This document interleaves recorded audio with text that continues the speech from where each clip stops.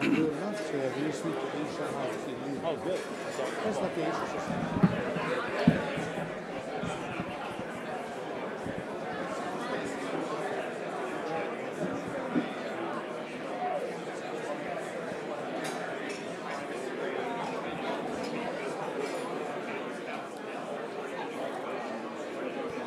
Ladies and gentlemen, may I invite you to take your seats, please?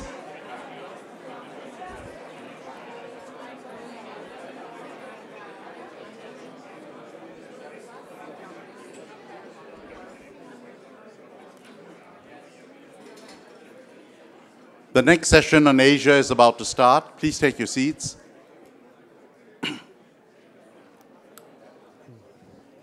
Thank you very much. The last words from the panel just now was that you can't start a private equity in a place if you want to jail people if it fails. Well, Asia is not quite such a place, and there's a lot of things going on in Asia. And we welcome the panel on Asia this morning. It's going to be chaired by Ambassador Tommy Koh, Singapore's ambassador at large.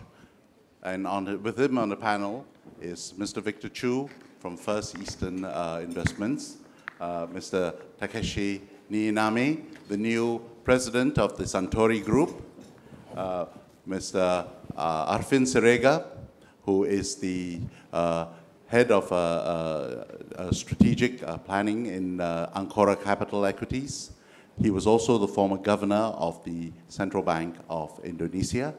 And Mr. S.S. Teo, who is a shipping man, but he's also the chairman of the Singapore Business Federation. So let me hand the panel over to Tommy. Tommy, please. Thank you, Wayne.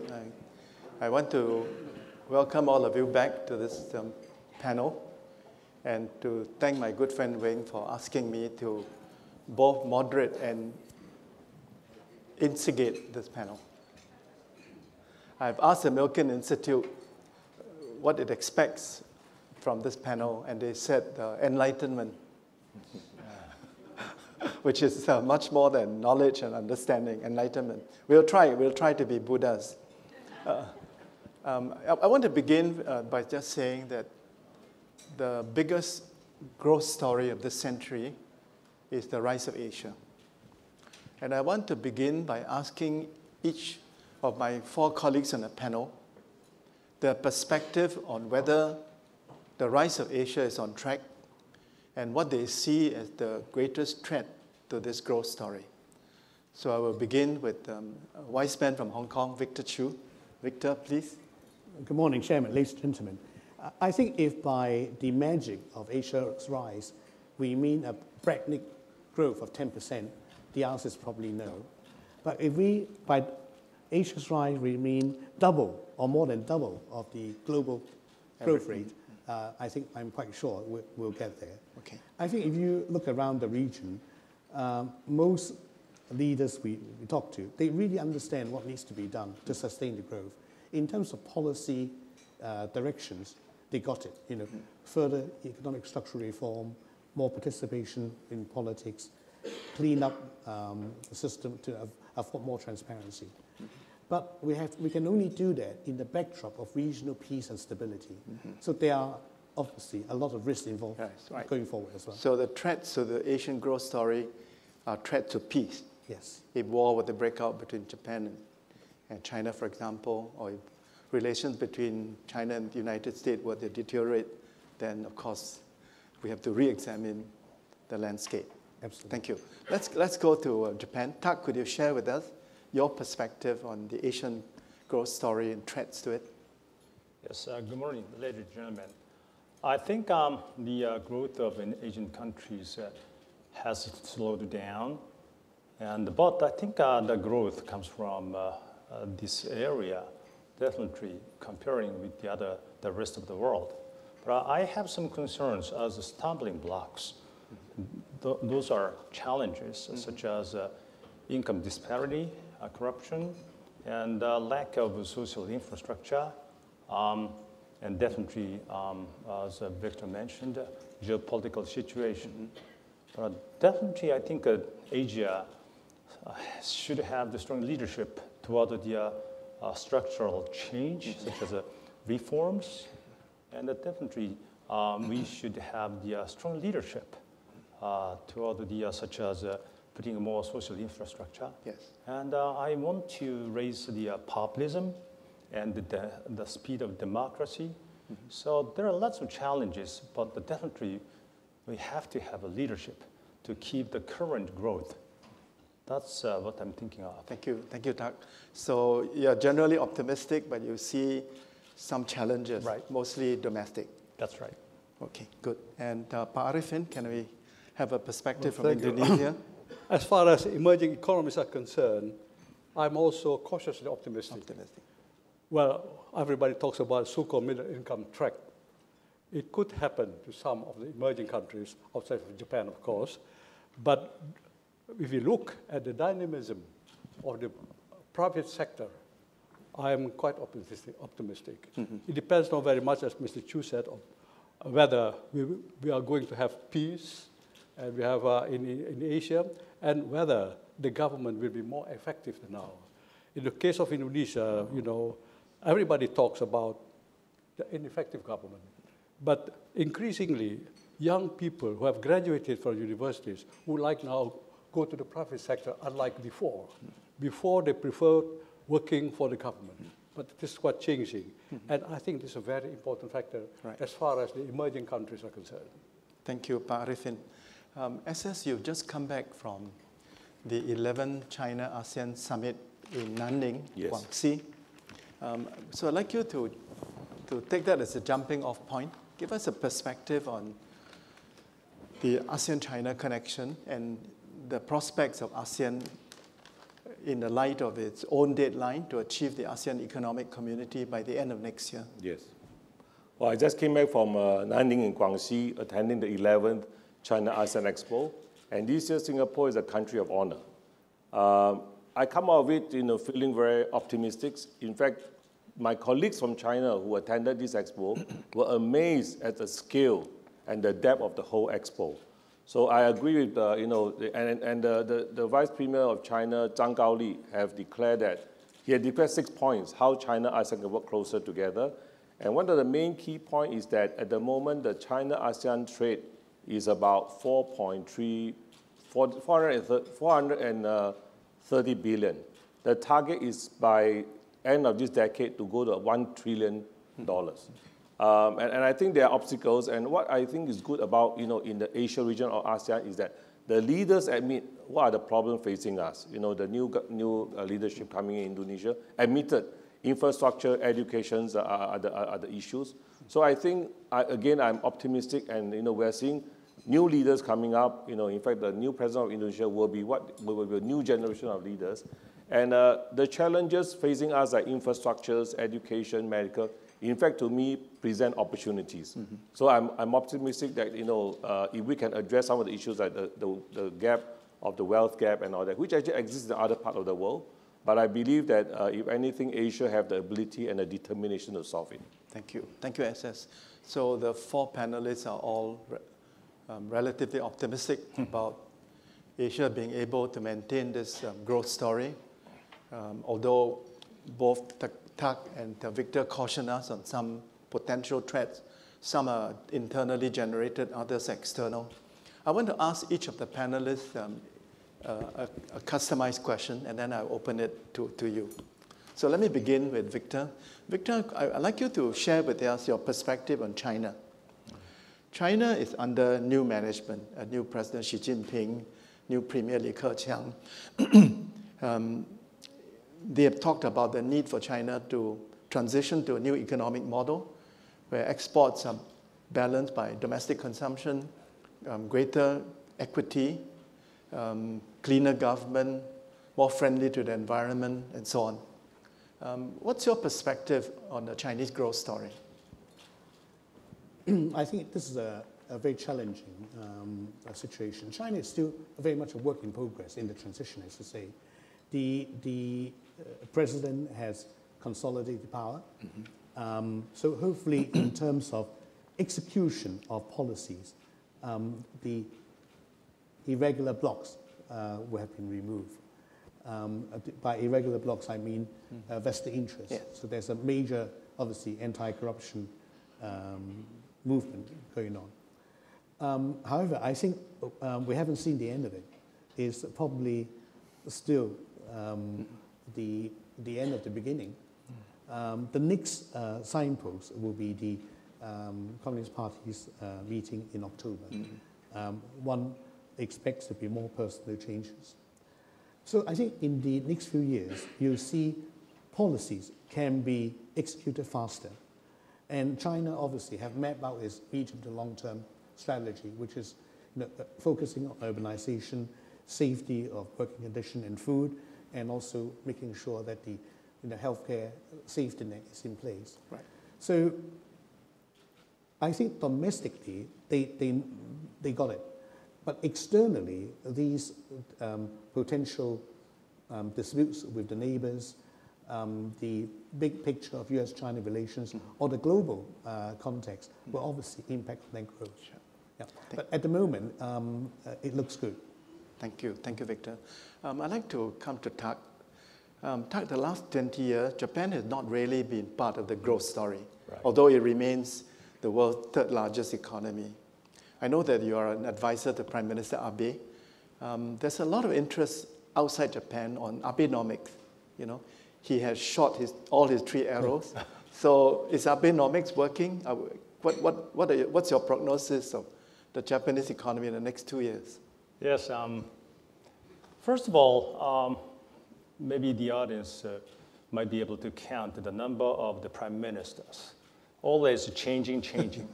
So that means this time Prime Minister Abe will grab the power regime for at least 5 years more, maybe until the Tokyo Olympics and the Paralympics, which will happen in 2020. So that means a very stable government. That's why we can push forward structural reforms. And I think Mr. Abe has done a great job to restore the momentum from negative to positive in terms of its economy. And I think the whole scenery of Japan has changed a lot. And I strongly believe that Japan will continue to pick the economy up toward the 1.5% to 2% in coming 2 years. But we have challenges. One, how to push up the consumption level spendings, as well as how to continuously raise wages to fight deflation. I believe the Japan got out of deflation or getting out of deflation, which lasted for 2 decades, as you mentioned. So that's the key, because a lot of people hadn't had any mind toward the future. So that's the big change. And plus, the third arrow, regarding the third arrow, always people are in question. But I think we did some implementations already. First of all, stewardship code and the corporate governance to pressure Japanese CEOs to raise the return on equity. I think definitely Japanese major companies, CEOs of the major companies are so concerned about the low return on equity. And they have to get in the camp of raising the return on equity. That's a big pressure from institutional investors led by GPIF. And the GPIF reform is underway. I think this is a strong determination of the Prime Minister. So, and plus, then how to create more jobs for women and senior people, because we lack laborers in the segments like construction. But in the meantime, we have a labor glut of the women and senior people. So, and we have to raise the productivity and the efficiency of the service sector, because now service sector is the main industry to create new jobs, and plus how to raise wages. So definitely, I think Prime Minister did a great job, but challenges are there, and we are tackling those challenges by shooting the third arrow. And I think the third arrow will be very effective. But well, the effect will come up in 2-3 years, not now. But we have to shoot lots of arrows to show dynamism. Yes. And we will see lots of consolidation of industries, and we will push down the corporate tax. So lots of implementations will keep the current positive momentum. Thank you. Thank you, Tak. I'd like to turn to Pak Arifin. On the 20th of October, Indonesia will have a new president. Joko Widodo, also known as Jokowi, is not very well known in the world outside Indonesia. So I think we are all very interested to know what would be the fundamental economic orientation and policies of Jokowi Kala administration. As you are close to the center of power in Jakarta, could you share with us your own insights? Tommy, may I say something as a background? Yes. As you know, Indonesia became to the group of middle-income countries slightly before the Asian crisis, financial crisis. Then the financial crisis changed the whole thing. We went back to the country of to poor countries, so to speak. Then just later on, when the present president, as we call him, SBY, came to power, he managed to follow some very good macroeconomic fundamentals. For example, the inflation rate has been comparatively low, and also the government has pursued a very realistic exchange rate, and the debt to GDP was only about 23%. But as far as the real sectors are concerned, there was a neglect. In fact, up until now, we have been relying on the infrastructure facilities which existed before the financial crisis. It is true that the present government is fully aware of the shortcoming, for example, energy, transportation, etc. But he is known to be a person who has a lot of plans, programs, but cannot implement it very well. So much so that the business community, which was quite satisfied with the his performance before, became rather pessimistic. Then Jokowi came to power. And people see in him a figure who is quite different from the existing or establishment politicians. What he has done, is true in a comparatively small city, Surakarta, was really very impressive. These people expect very much from him. And as far as the Indonesian business community is concerned, he's considered to be business friendly. So much so that we hope that he will get rid of the obstacles to the improvement in the infrastructure. For example, red tape, a lot of permits. And for example, take the oil industry, oil and gas industry. We used to be a net exporter of oil, and now we have become a net importer of oil. Why? Because production has been declining. Why? Because exploration activities have not increased. On the contrary, they have been declining very much indeed because the regulations are not conducive, to put it mildly, to the development. Thus now that Jokowi comes to power, we think, and I think most people, of course, is convinced that he will be much better than the present government. Thank you. That's why we think that the development of Indonesia after this period will be much better than before. Thank you. Thank you. As I said, I want you to talk about ASEAN. Yeah? The success of ASEAN is a story that's not very well known in the world. And the fact that ASEAN has embarked upon this historic journey is also not well known. It has set for itself the target that by 31st December 2015, that 10 ASEAN economies will become one single economy production platform. So could you tell us a little bit about your perspective of the ASEAN economic community? Is this ambition likely to be realized? And what are the implications for business?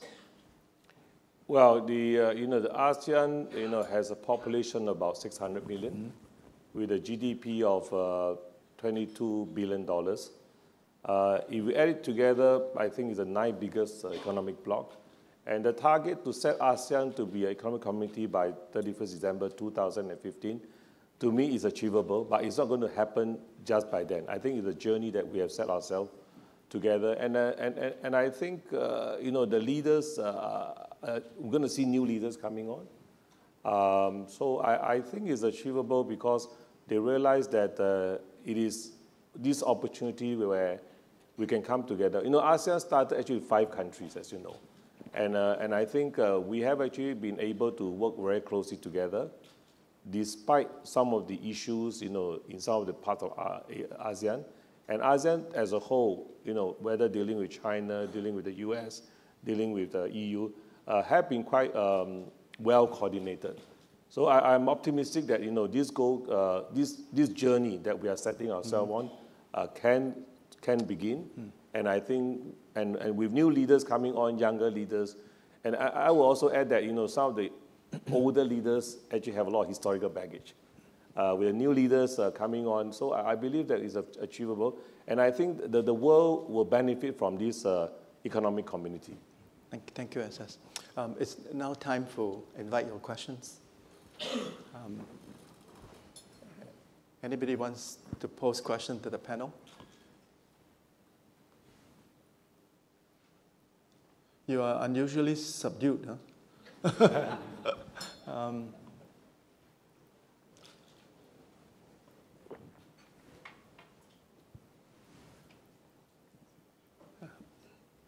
I can't quite say yes, please. Could somebody give you a mic, please?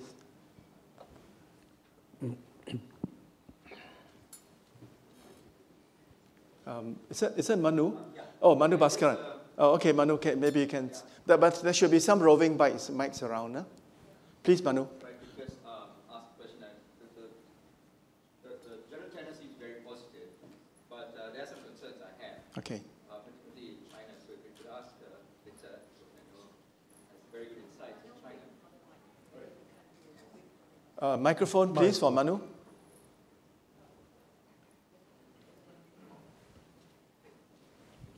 Thank you. Yeah, Manu, start again. Yeah.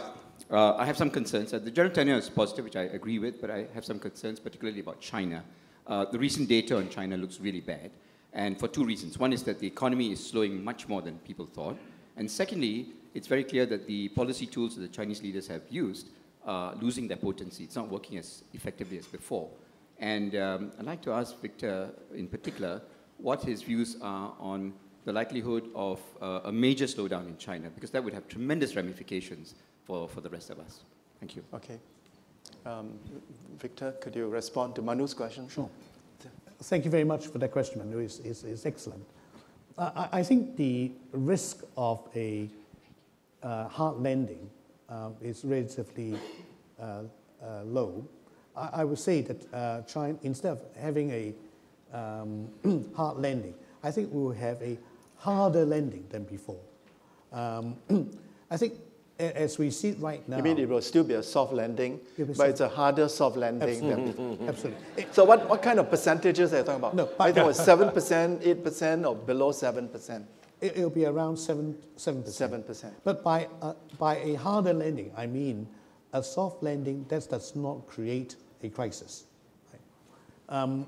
If you see that, I mean, the People's Bank has pumped in 81 billion to the 5 biggest banks earlier this week. Mm-hmm. And they understand from previous experience how to really deal with the crisis.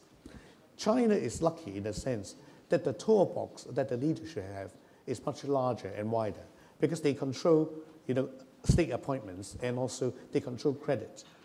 Right now, credit is extremely tight, particularly in the non-state enterprises and in SMEs.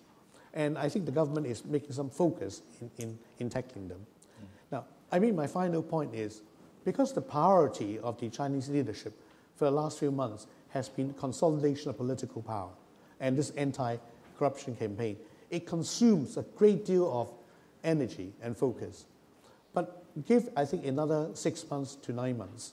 When the political storm settles, I think the execution of initiative policies will be accelerated. Mm-hmm. Thank you, Victor. SS, as you just come back from China, could you share with us your perspective on China's prospect and respond to Manu's question? I think I agree with what Victor said, that the leaderships are stronger. And, in China, there are a lot of tools they can pull out from the box. And again, this development of the western part of China will partly address the income gap between the coastal and the inner. And you may know that actually Singapore and China are now in close discussions that next year is 20th anniversary of the establishment of relationship. And I think they will announce a major G2G project on the western part of China. And in fact, our PM, who just came back from Hong Kong, actually even offered part of the project that how can we work with Hong Kong in terms of finance, logistics to that. So I'm a born optimist. So I think that there's no landing, right? But I like what Victor said. It's going to be a harder, soft landing. And I think that people will have to get used, whether it's people in China, outside China, to a slower 7% growth. And I still think that Xi Jinping's declaration that by 2020, the GDP will double from 2010. And I think that is still achievable, but with pain along. And I think also both working within and outside China will make this a more sustainable growth. Thank you, SS. Another question, please. Oh, now I have many hands. That's great. The lady in the red dress first, and then the gentleman next to him. Yes? Hi, good morning. My name is Sui Ling Chia from Lake Wobbin.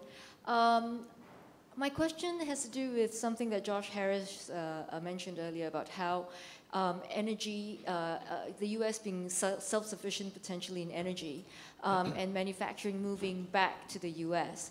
What do you think the implications are for Asia, given that Asia has been the manufacturing engine for the world for so long? Good. Thank you very much. I'm going to ask all four to respond to that. Let me take two more questions, please. You, Jeff? Yes? Hi, Peter Wayman from Equator Pure Nature. You mentioned briefly about the AEC and about what's going to happen at the end of next year, I suppose. And then one of you mentioned it's the start of a long journey. Could someone just summarize what's the concept? Is it going to be true flow of not just goods, but also labor? And then not only what is it supposed to happen, but what do you actually think will happen and over what time frame? Sorry, you're talking about ASEAN, is it? Yes. ASEAN. Okay. There was one more hand. Yes, please.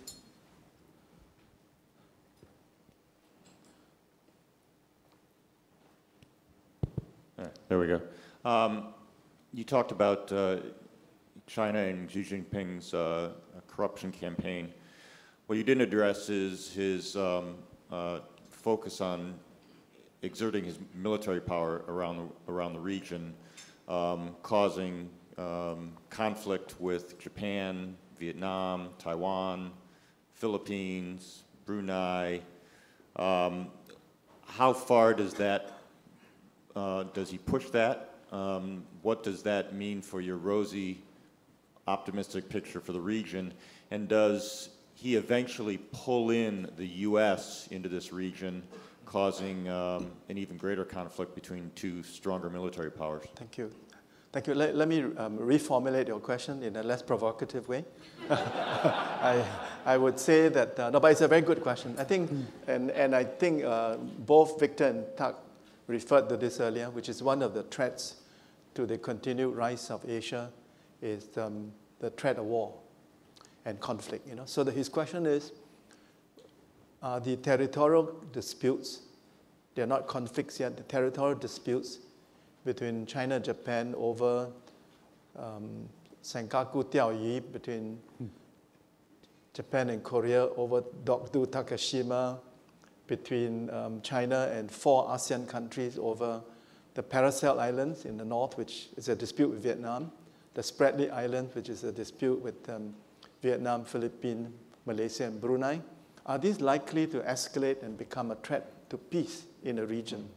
So that's a very good question, because conflict breaks out, then of course, this will be a very serious threat to our economic prospects, right? So there are three questions. Question number one, the shale gas revolution in America, manufacturing industry going back to America, is this a possible threat to the Asian growth story? Second question, which I'll ask Pak Arifin and SS to answer, he wants a bit more detail on the ASEAN Economic Community. What does this entail? And the third question I reformulated. So let me ask everybody to answer these three questions. Maybe I begin in the reverse order. I start with SS. SS, you go first. On this shale gas, I mean, we do see now company planning. Some of the industries will move back. Those industry that consume high energy, but I don't think everything can go back. Because over the last 20, 30 years, U.S. have lost a lot of manufacturing capabilities. So I believe certain industry like petrochemical would move back. We are in fact seeing now the crude import into U.S. actually have been reducing. So I think some industry will move back, but I don't think that will affect the manufacturing activity because again, Asia has been trying to be less reliant on the U.S. and looking at new market in the Middle East and in Africa. On the ASEAN Economic Community, not to forget that ASEAN has always been a political community. So by next year, the target is to have a zero tax, within ASEAN, and I think it means a lot for intra-ASEAN trade. And the good thing is that each ASEAN country have specialized in different activities, and I think that should complement each other. The last question? Yeah. On the threat of the conflict breaking out of the territorial disputes. You don't have to answer that. Yeah, again, my answer will be very one-sided, so I'll run it. But Arifin... Thank you very much. Well, as far as Indonesia is concerned, as you know, we are not directly involved in the territorial dispute. And we sincerely hope that this problem can be resolved indeed. As you know, ASEAN has been making a lot of efforts to bring together the countries which have a claim on that part of the world. Yes. On this part of the sea of the world, so to speak. And we are very cautious, of course. And also, of course, the relations between China and Japan, they could influence the developments of ASEAN very much indeed. As you know, ASEAN depends to a large degree on their exports and imports to the two countries. We sincerely hope that this can be resolved. As far as ASEAN countries are concerned, as you know, the intra-relationship has been increasing very much indeed in the past few years. What will happen at the end of 2015, that is just another acceleration of the relationship. And we are preparing ourselves for that development. Right. And I think as far as ASEAN countries are concerned, we don't have any problem, but we are a bit worried about what happens to the relations between China, and especially China and some of the ASEAN countries. That's it. Thank you, Pak Arifin. If I may add to this ASEAN story, I would say that ASEAN integration is good news, both for the 600 million people of the ASEAN family, but it's also very good news for you, the foreign businesswomen and businessmen, because it means that the internal barriers between and among us will come down. And you can look at this 10 economy as a single economy. I think that's generally good news. So you should put some benign pressure on the 10 of us to overcome the remaining resistance to reducing this barrier, because there are vested interests involved. In the last part of this journey, you should put some benign pressure on us so that we will continue this journey and bring down the remaining barriers and accomplish this very important objective. I'd like to now turn to Tak and Victor on all three. And you can answer any of the three questions, or all of them. Regarding energy, I see a lot of CEOs invest into United States, especially the chemical product industry. Japan can't sustain the production, especially this, based on the gas and the crude oil. We can't keep those factories in Japan. So there are lots of dollars going to United States. In the meantime, energy costs, that is a huge annoying factor for Japan to grow in terms of its economy. And because we have to touch upon the issue of nuclear energy. What to do with the nuclear energy? Definitely, we found the full safety way to manage the nuclear plants. But that's the issue, how to resume reactors, nuclear reactors, to show its safety to the Asia, and how to make it the most safe. And then that can be built amongst Asian countries. Anyway, there are lots of already nuclear plants in China and Korea and the neighboring countries. So we have to consider its effectiveness to lower the costs. Altogether, sharing the technology and expertise to make it safe in operation. Second thing about the territorial issues, I don't want to touch upon too much, but we can't solve this issue. To what extent? Many years ago, maybe it used to be Chinese territory, but in modern time, maybe Japanese territory. It's endless story. But we have to know the fact that Japan and China are interdependent in terms of business. This is the fact. But what's wrong about now between the two countries is their trust, how to gain mutual trust. And we have to start to communication, but business first, definitely, because it's interdependent. And I think, having said that, definitely Asian countries have to promote the free trade agreements. Do not exclude China. That's our policy. And we have to lower the barriers to trade things, including IP rights. And definitely we have to promote people to go across the borders and the goods cross the borders. So that kind of activities should support to bring in China to the free agreements. And the business first is the solution, I believe. So you would personally like to see China joining the TPP Yes, negotiation? absolutely. The TPP should not exclude China.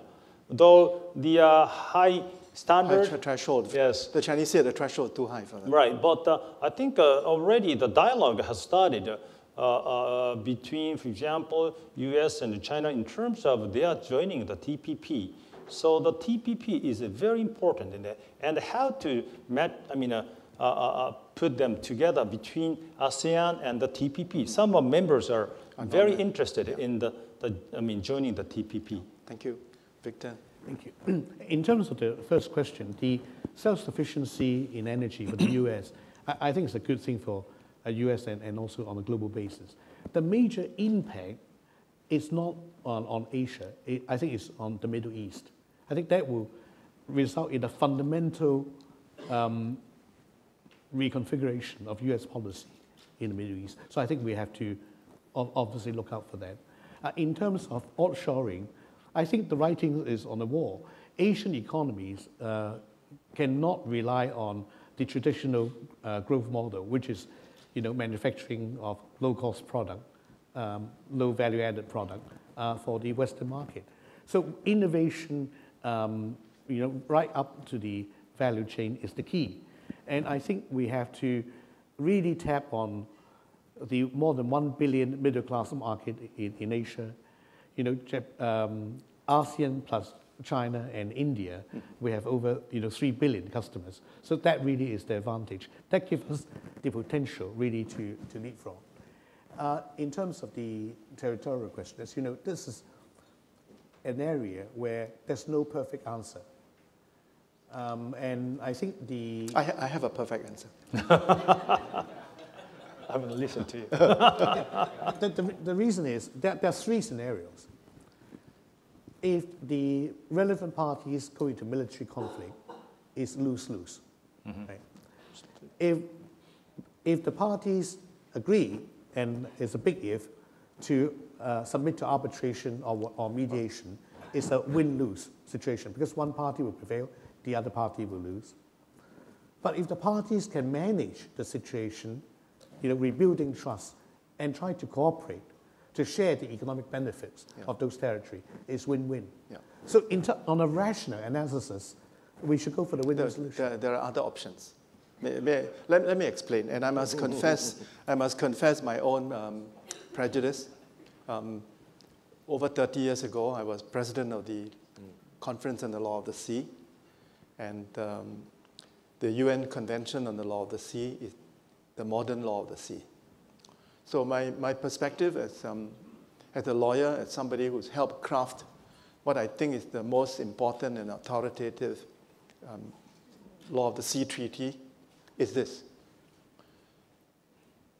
I think the dispute between China and Japan over Senkaku Diaoyi can be resolved in one of two ways. One way is to follow Deng Xiaoping's advice, put aside the sovereignty dispute and go for joint development of a disputed territory. And you may not remember this, but in 2008, which is only, what, six years ago, only 6 years ago, President Hu Jintao made a state visit to Japan and was warmly welcomed by then Prime Minister Fukuda. The two of them pledged to turn the East China Sea into a sea of peace and cooperation. They also agreed to go for joint development in a disputed portion of the East China Sea. This all happened only 6 years ago. We've forgotten all this, So I constantly remind my Chinese and Japanese brothers and sisters that good relations between China and Japan is not only logical for economic and cultural reasons, but it's mutually beneficial and it's possible. So one solution is go for joint development. The other solution, and here I appeal both to Japan and China, the Japanese government talks a lot about the rule of law in the world. And Prime Minister Abe came to Singapore in May and gave the keynote speech at our annual Shangri-La Dialogue. And his whole theme was promote the rule of law. My appeal to Japan is, if you believe in the rule of law, why don't you acknowledge that you have a dispute with China over Senkaku Diaoyi? And why don't you take the moral high road and say to your Chinese friends, since we can't agree on who owns this, why don't we take this dispute to the International Court of Justice? Both China and Japan have judges on the court, We ASEAN countries have no judges on the court and may never have a judge on the court, and yet we have taken many of our disputes to ICJ. Indonesia and Malaysia and Singapore, Cambodia and Thailand, and so on and so on. So it's time for China and Japan to walk the talk, to show that you are sincere when you talk about the rule of law and the peaceful settlement of dispute. I would say the same thing in the South China Sea. The disputes between China and Vietnam, China and Philippines are becoming more and more contentious. And we, the ASEAN countries, fear that if this continues to escalate, there may be an unintended conflict, say, for example, between China and Vietnam over the Paracel Islands, or over drilling in the continental shelf of Vietnam, or it could be a dispute between the United States and Philippines escalating out of control. So this is a very serious challenge to peace in the region. And if there's no peace in the region, then economic endeavors make it become much more difficult. So again, I appeal to China and the ASEAN claimant countries. If you don't like going the legal way, go for joint development. And if joint development is not your preference, then I would say refer this dispute. It need not be a win-loss, Victor. It can be a conciliation. A conciliation is a win-win. It can be arbitration, which is a win-loss. It could be adjudication, which is a win-loss. But peace in the region is so important to our economic future. Absolutely. Yeah. We have only a few minutes left, so I think it's time for me to bring this to an end. We started 15 minutes late, but I want to end on time. So what I'd like to do is ask each of the four panelists in 1 minute to share with us your wise words. What's the message you want our friends a takeaway from this session? Victor. Assuming we follow your wise advice and we can manage to have peace and stability in Asia, I think what I really wish is we have to beef up education, because innovation, education, knowledge economy is the key. And that really means making the teachers more sophisticated and more educated, more enlightened. Because if the teachers don't get it, the students will never get it. So make sure we have policy to get the best and the brightest into teaching. Thank you. Thank you. Tak. Yes, definitely we have to create more trust amongst all the Asian countries to be able to communicate further and to get rid of some kind of worries to affect the relationship. And one of the ways to do it, to promote is definitely free trade agreements among all Asian countries. And plus, that will bring in those countries. One of the countries is China to have a camp eventually. And plus, each country has to work on structural reforms. That requires strong leadership, but each country has its own agenda. But I think free trade will help to promote structural reforms. Thank you, Tak. Pak Arifin? Based on past developments, I think that ASEAN countries will have the ability to perform very well indeed, because also of the vibrant business communities, and because also improvement in the government sector, but then on the condition that there will be peace in this part of the world, especially between ASEAN on the one hand and China on the other. And like you said, probably the approach of joint development of the area is one of the best solutions to the problem. Thank you, Pak Arifin. SS. Well, on the 1st and 2nd September this year, we had a China-Singapore forum, and Tommy was actually the Singapore chair. And in the whole discussion, actually, we talk about actually the 21st Maritime Silk Road, which China proposed when Xi Jinping was in Indonesia in October last year. And I think this Silk Road, in fact, Silk Road actually started from China 2,000 years ago, during the Han Dynasty, from Guangxi. At the time already, Chinese are sailing in Southeast Asia. African Arabs are actually going to China already. So I think this Silk Road is something that we have to study very carefully what it means. And in fact, at the end of the forum, if you, Tommy, remember, is that mutual trust is very important. And our message to our Chinese friend is that to build this Silk Road, you have to build together. Yeah. And this Silk Road, you have to have the mutual trust before it can be built. Yeah. And I believe that if this Silk Road, and this Silk Road is not going to be 1 year, 2 years, it's actually a decade, a century of a project. And if this Silk Road can be built, and I believe that it can, it will increase regional cooperation, regional prosperity for the good of everybody. Thank you. Thank you, Access. Thank you. I would just close by sharing with you my own 3 messages. Message number 1, after listening to the panel, my conclusion is that we are all cautiously optimistic that the Asian growth story will continue. And by the growth story, I mean we expect Asia to continue to grow at double the average rate of growth of the OECD countries. We think this is achievable. We recognize that there are both internal and external risks. My second message is that, and this you will find surprising and negative. My second message is that this is the 100th anniversary of the outbreak of the First World War.